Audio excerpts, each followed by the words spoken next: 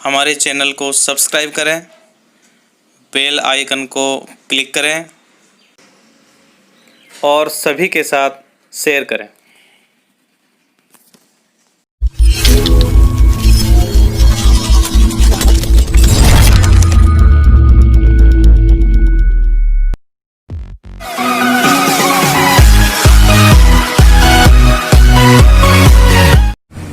इसी प्रश्नावली में आप सबका स्वागत है। इसी क्वेश्चन को आगे बढ़ाते हुए मैं इस वीडियो में आगे आपके 2-3 क्वेश्चन और लूँगा। वही क्वेश्चन नंबर 18, चौथा क्वेश्चन ले रहा हूँ। 3 क्वेश्चन इसके पिछले वीडियो मैंने समझा दिए।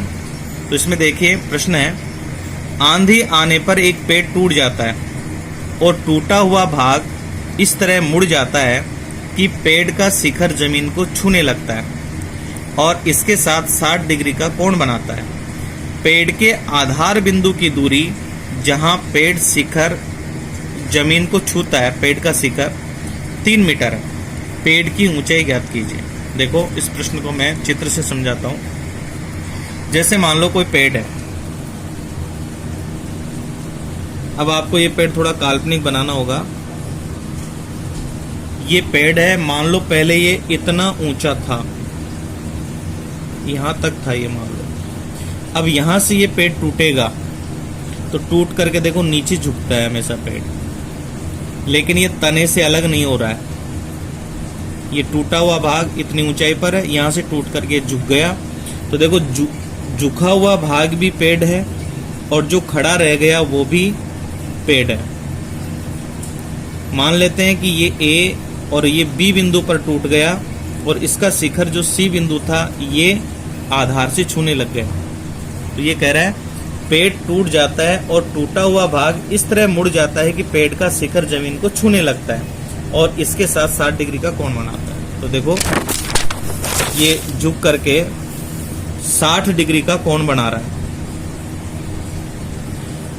तो आपसे ये पूछा है, आगे लिखा है कि पेड़ के आधार बिंदु, देखो पेड़ का आधार बिंदु ये है, आधार बिंदु की दूरी जहां पेड़ का शिखर जमीन को छूता है 3 मीटर है। पेड़ के आधार बिंदु की दूरी जहां पेड़ का शिखर जमीन को छूता है, तो इस आधार से लेकर पेड़ का शिखर देखो सी बिंदु पर छूता है, ये दूरी है 3 मीटर। तो आपसे कहा है पेड़ की ऊंचाई ज्ञात कीजिए। तो आप ध्यान देना इसमें, इसका जो लंब होगा वो अपन h मान लेते हैं, ये भी पेड़ ही है, और जो इसका कर्ण है इसको मैं x मान लेता हूं, ये भी पेड़ है। तो जब हमारे पास h और x दोनों आ जाएंगे तो पेड़ की वास्तविक ऊंचाई आ जाएगी। तो अपन यहां लिखेंगे, माना पेड़ की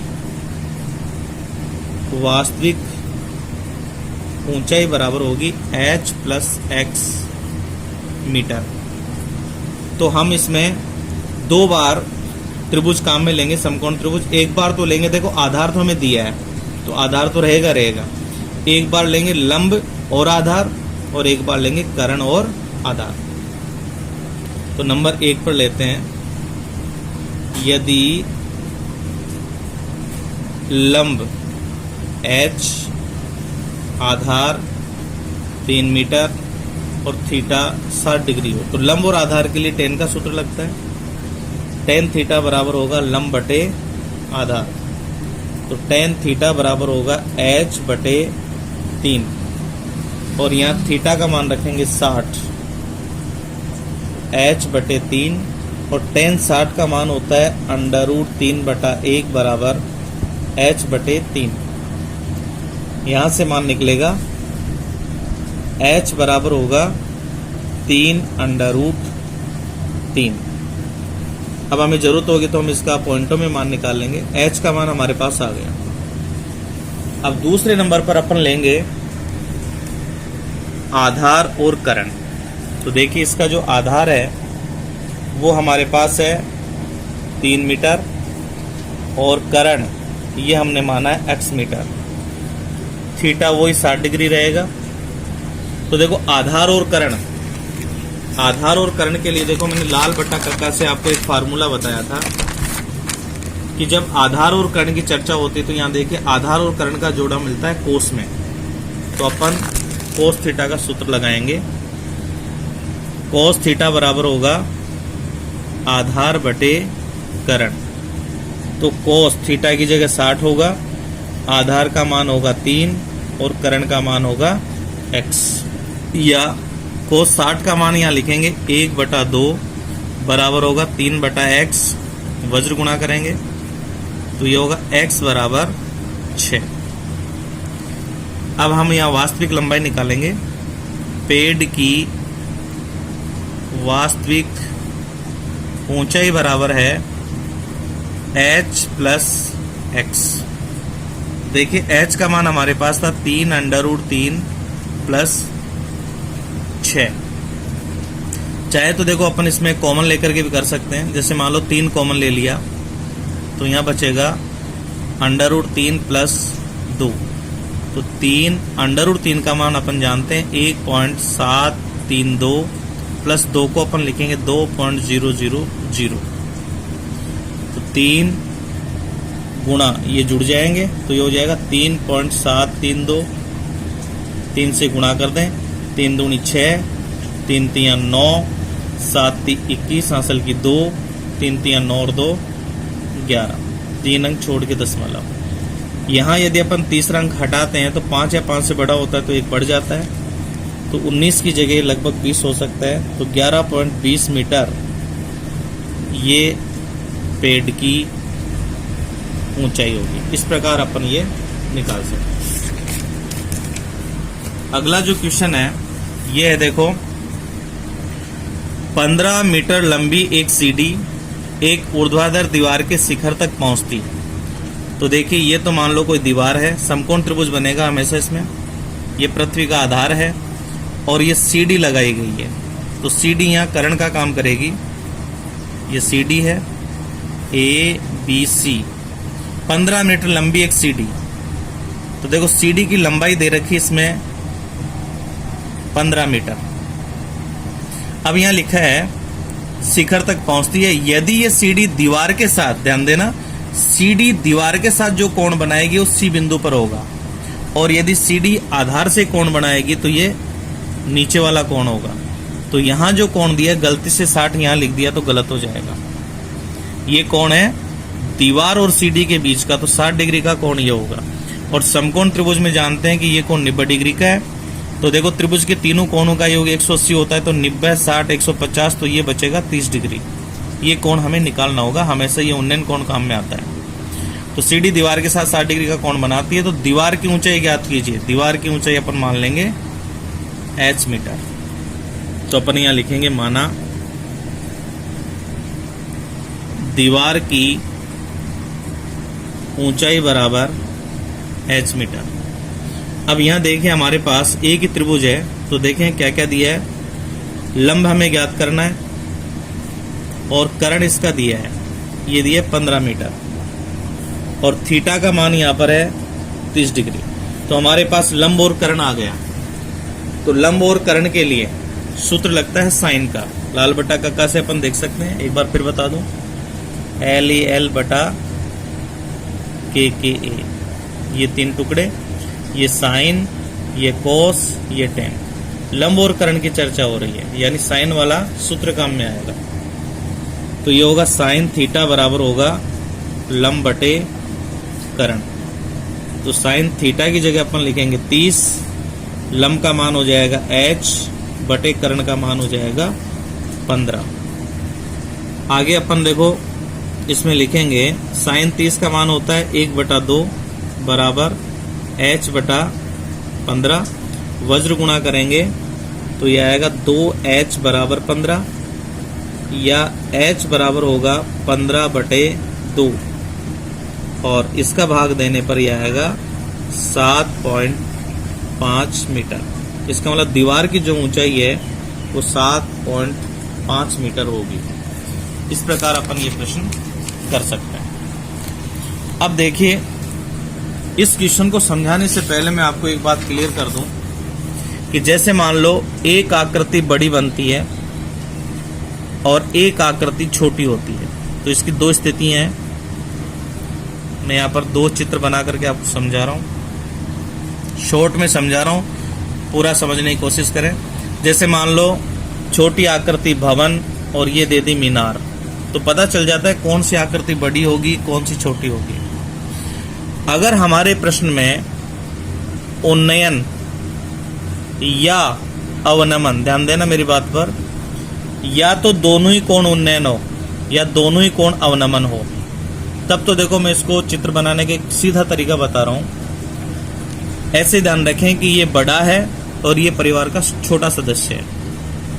अगर दोनों ही कोण जो दिए हैं वो उन्नयन हो या फिर दोनों ही अवनमन हो, तो हमें क्या करना है कि बड़ा हमेशा छोटे का ध्यान रखेगा। यानी ये ध्यान रखेगा कि छोटे ने सिर पर टोपी ओढ़ रखी है कि नहीं, यानी शिखर से शिखर मिलाएंगे। और बड़ा ये ध्यान रखेगा कि उसने पैरों में जूते या चप्पल पहन रखे हैं कि नहीं, ऐसे मिलाना है। और इसको अपन एक समांतर लाइन खींच देंगे तो एक कोण तो ये बनेगा, एक कोण ये बनेगा। तो ये कोण देखो बड़ा है और ये कोण छोटा है, तो छोटा बड़ा कोण यहां लिख देंगे। और यदि मान लो आपके प्रश्न में अवनमन तथा उन्नयन दोनों ही कोणों का नाम आ जाता है और एक आकृति बड़ी और एक छोटी हो, तो इसमें उल्टा हो जाएगा। छोटा ध्यान रखेगा, क्योंकि जब बड़ा बूढ़ा हो जाता है तो फिर छोटा ध्यान रखेगा इसका। छोटा देखेगा यहां से कि दादाजी ने टोपी लगाई कि नहीं और दादाजी ने जूती पहनी कि नहीं। इस प्रकार से मिलाएंगे, ये ट्रिक याद रखोगे आप, और इसके समांतर लाइन खींच देंगे। तो यहां पर देखो ये कोण जो होगा और एक ये कोण बनेगा। तो इसमें देखो चित्र से पता चलेगा कि कौन सा कोण क्या होगा, क्योंकि अवनमन कोण की जब चर्चा होगी, अवनमन कोण, उस समय अवनमन जो कोण होगा वो कौन सा होगा, ये वाला होगा अवनमन कोण।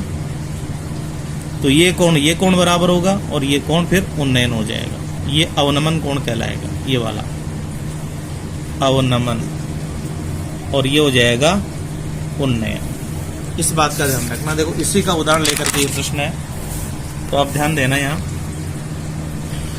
7 मीटर ऊंचे भवन के शिखर से एक टावर के शिखर का उन्नयन कोण। तो देखो भवन का नाम आ गया, टावर का नाम आ गया, इसका मतलब टावर बड़ा होगा, भवन छोटा होगा। इसकी ऊंचाई दे रखी है भवन की।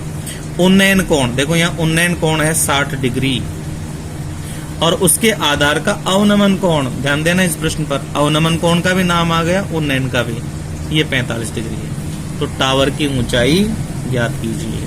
तो अभी देखो मैंने चित्र बनाने का तरीका बताया था।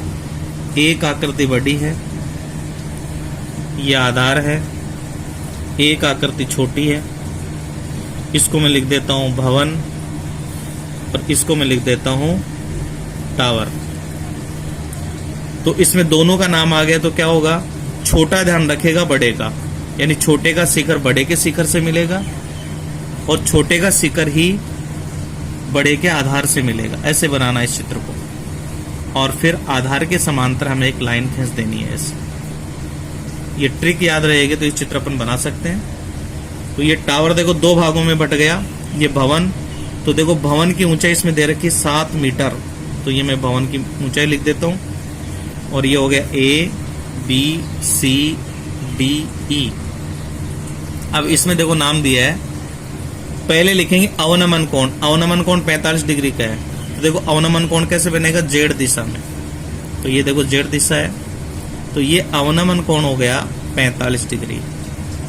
ये तिर्यक रेखा की इधर बन रहा है, तो ये एकांतर कोण होते ही ये कोण अपने आप 45 का हो जाएगा। और ये जो बच गया ये कोण हो गया 60 डिग्री का उन्नयन कोण। अब हमारे से गलती नहीं होगी। आधार नहीं दिया, आधार अपन अक्ष मान लेते हैं, क्योंकि 2 त्रिभुज बनते हैं, टेन थीटा का सूत्र लगाएंगे, टेन में लंब और आधार होगा। तो देखिए यदि ये त्रिभुज लेते हैं तो लंब 7 हो गया, आधार अक्ष हो गया, और ये का ये आधारी यहाँ रहेगा, क्योंकि ये आयत बना हुआ है, आमने सामने की भुजा बराबर होती है। अब इसका लंब 2 भागों में टूट गया, तो बड़ा साधारण सा है। ये आयत जो है ये 7 सेमी चौड़ा है, तो यहां से यहां तक ये 7 सेमी होगा, तो ये अपन देख करके लिख देंगे। और ये ऊंचाई अपन मान लेंगे जो शेष बच गई h। तो देखिए टावर की जो ऊंचाई है वो h और 7 को मिलाने से बनेगी, तो ये ऊंचाई हो जाएगी h + 7। अब ये चित्र कंप्लीट है। अब अपन क्वेश्चन कर सकते हैं। तो यहां लिखेंगे कि माना टावर की ऊंचाई बराबर h प्लस 7 मीटर। नंबर 1 वही तरीका, यदि थीटा बराबर 45 डिग्री हो तो 45 डिग्री का कोण देखो, ये दोनों भुजाएं यहाँ मिलेंगी, तो ए बी सी त्रिभुज का नाम होगा ए बी सी में दो त्रिभुज है तो टेन लेंगे, टेन में लंब और आधार होता है, तो लंब होगा इसका 7 मीटर ये वाला, आधार होगा x, तो टेन थीटा बराबर होगा लंब बटे आधार, या टेन थीटा की जगह लिखेंगे 45 डिग्री, लंब का मान इसमें हो जाएगा 7 और आधार का मान हो जाएगा x। टेन 45 का मान 1 होता है तो 1/1 लिखेंगे, 7/x वज्र गुणा करेंगे तो x एकम x बराबर 7। ये हो गया समीकरण नंबर 1। अब अपन लेंगे इसमें दूसरा कोण, यदि थीटा बराबर अपन यहां ले लेंगे 60 डिग्री, 60 डिग्री हो तो त्रिभुज का नाम, यहां देखिए त्रिभुज का जो नाम होगा वो होगा ई सी डी, लंब h हो जाएगा, आधार x हो जाएगा, थीटा 60 होगा, ई सी डी। ई सी डी में लंब इसका हो जाएगा h, आधार हो जाएगा x और थीटा इसमें 60 है, तो टेन थीटा बराबर होगा लंब बटे आधार, या टेन 60 बराबर होगा h बटे x। टेन 60 का मान होता है √3/1 बराबर h बटा x, वज्र गुणा करेंगे, x का मान निकालेंगे तो √3x बराबर आएगा h, या x बराबर हमारे पास आ जाएगा h बटे √3। समीकरण नंबर 2। अब देखिए समीकरण 1 से x का मान जो 7 है वो समीकरण 2 में रख देते हैं। समीकरण 1 से x बराबर 7 समीकरण 2 में रखने पर, तो x का मान यहाँ 7 रखेंगे तो 7/1 बराबर होगा h बटा √3, तो ये हमारे पास हो जाएगा h बराबर 7/3। इस प्रकार से ये मान आएगा, लेकिन ये टावर की ऊंचाई हमने जो मानी थी वो निकालनी है। टावर की ऊंचाई बराबर होगी h प्लस 7, तो h का मान रखेंगे 7/3 प्लस 7। अब चाहें तो अपन इसमें कॉमन लेकर के छोड़ सकते हैं इसे, तो √3 प्लस 1, और यदि √3 का मान रख करके 1 में जोड़ देंगे और 7 से गुणा कर देंगे तो इसका मान आ जाएगा। तो इस प्रकार ये इतने मीटर भी इसकी ऊंचाई अपन बता सकते हैं। फिर बोर्ड पैटर्न में अगले वीडियो के साथ मिलेंगे, तब तक के लिए धन्यवाद।